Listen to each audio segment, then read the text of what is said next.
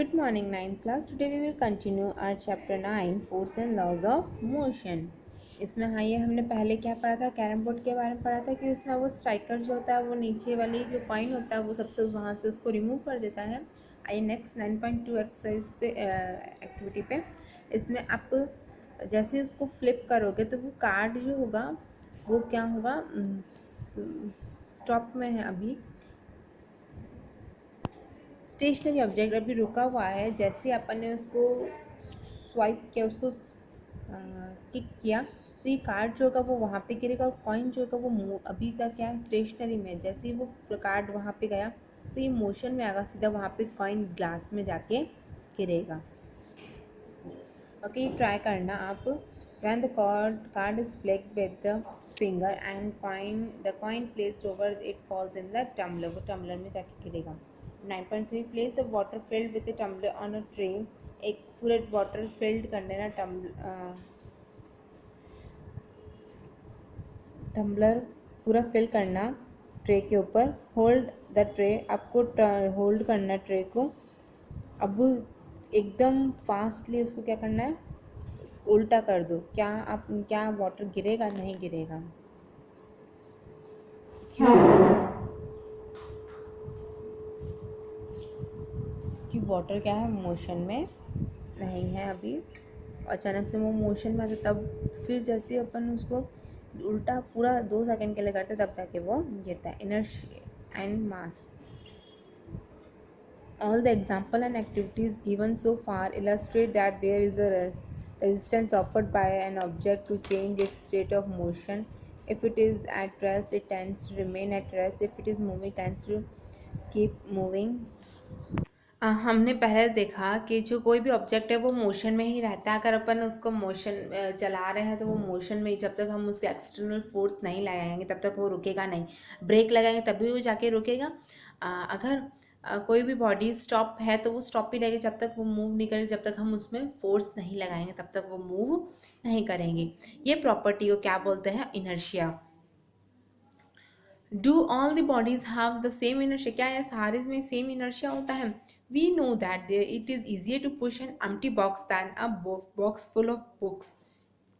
एक खाली बॉक्स को मूव करो और एक फुल बुक्स से भरी हुई बॉक्स को मूव करो, कौन सी ईजी होगी ज़्यादा? यस, रियली खाली बॉक्स को मूव करना बहुत ही ईजी होगा। Similarly if we kick a football it flies away. आप एक फुटबॉल को किक करोगे तो वो दूर चली जाएगी उड़ के। बट इफ़ यू किक एक स्टोन को किक करोगे तो वो इक्वली सेम साइज से, तो वो हार्डली मूव करेगा, है ना। We may in fact get a injury in our foot. अपन फुट में इंजरी लग सकती है।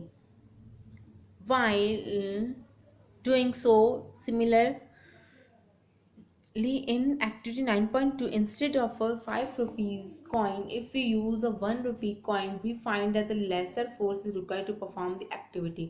अब देखिए आपको क्या करना है, ऐसे ही सेम करना है। एक्टिविटी 9.2 में जैसे अपन ने किया था कार्ड को, इसमें आपको क्या करना है, 1 रुपी कॉइन रखना है। वी फाइंड द लेसर, अब उसमें 5 रुपीज़ कॉइन और एक 1 रुपीज़ कॉइन में डिफरेंस पता करना है। ज़्यादा फोर किसमें 5 रुपीज़ कॉइन में लगेगा।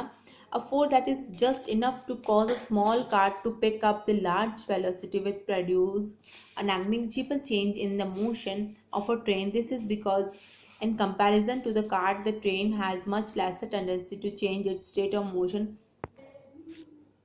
A force that is just enough to cause a small cart, देखिए वो एक छोटा सा फोर्स जो होता है वो बहुत ही काम का होता है, जो कि छोटा सा फोर्स जो एक लार्ज वेलोसिटी प्रोड्यूस करता है, जो कि negligible change in the motion of a train. अगर आप कितना भी फोर्स लगा लो, क्या आप उसमें देखिए जो एक छोटा सा फोर्स जो होता है वो चला सकता है, लेकिन एक लार्ज वेलोसिटी जो प्रोड्यूस होती है तो फिर वो change in motion of a train, train में कोई मोशन नहीं। This is because in comparison cart the train has much lesser tendency to change state of motion. देखिए एक कार्ट, ट्रेन में जो कार्ट होता है उसमें बहुत ही टेंडेंसी जो होती है उसकी वो बहुत कम होती है एज कंपेरिजन करें तो। According we say that the train has more inertia than the cart. एक ट्रेन का जो होगा वो बहुत ही ज़्यादा होगा इनर्शिया एक कार्ट से, एक किसी जो होता है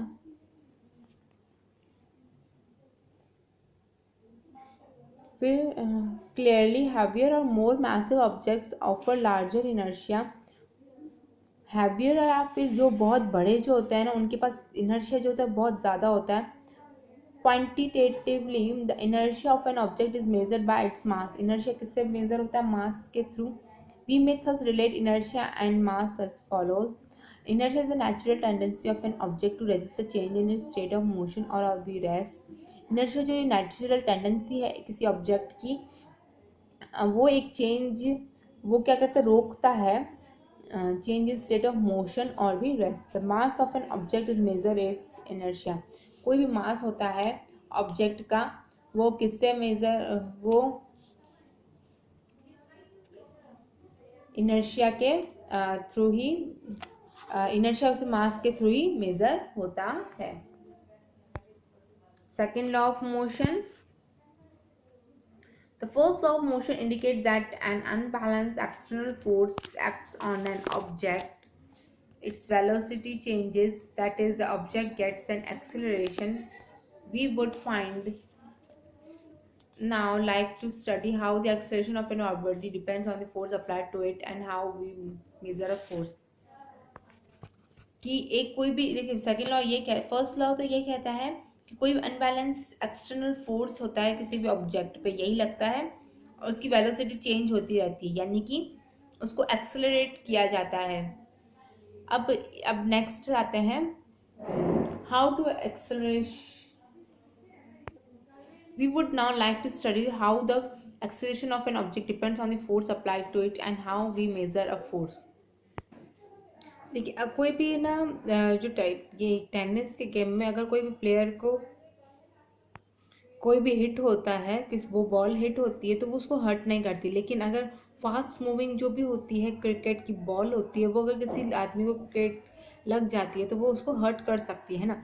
और ट्रक जो होता है वो रेस्ट पे होता है, उसमें कोई भी attention does not require any attention when park along a road side. किसी रोड साइड में अगर वो पार्क है तो उसमें कोई भी टेंशन नहीं देती, लेकिन अगर मूविंग ट्रक है तो अगर वो उससे थोड़ी सी भी अगर उसकी स्पीड 5 किलोमीटर पर सेकेंड भी होगी तो वो एक जो रोड पे खड़ा होगा आदमी उसको भी मार सकती है ना, बहुत धीरे होगी।